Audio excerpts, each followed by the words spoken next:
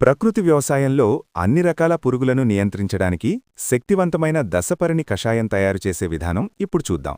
మొదటి రోజు ఒక డ్రమ్ములో 150 లీటర్ల నీరు తీసుకొని అందులో 20 లీటర్ల దేశీ ఆవు మూత్రం కలపాలి. తరువాత 2 కిలోల దేశీ ఆవు పేడ వేసి సవ్యదిశలో బాగా కలపాలి. 2 గంటల తర్వాత 500 గ్రాముల పసుపు, 500 గ్రాముల అల్లం ముద్ద, 250 గ్రాముల ఇంగువ కలిపి మళ్లీ కలియతిప్పాలి. రెండవ రోజు 1 కిలో పచ్చిమిరపకాయల పేస్ట్ మరియు 500 గ్రాముల వెల్లుల్లి పేస్ట్ను ఈ మిశ్రమంలో కలిపి సవ్యదిశలో బాగా తిప్పాలి. మూడవ రోజు వివిధ రకాల ఆకులను సిద్ధం చేసుకోవాలి.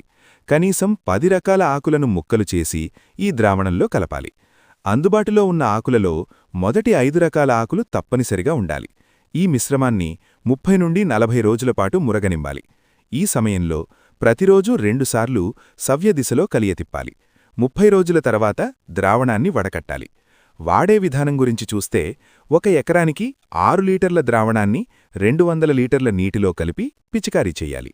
ఈ ద్రావణాన్ని సరైన విధంగా నిల్వ చేస్తే 3 నెలల వరకు ఉపయోగించుకోవచ్చు.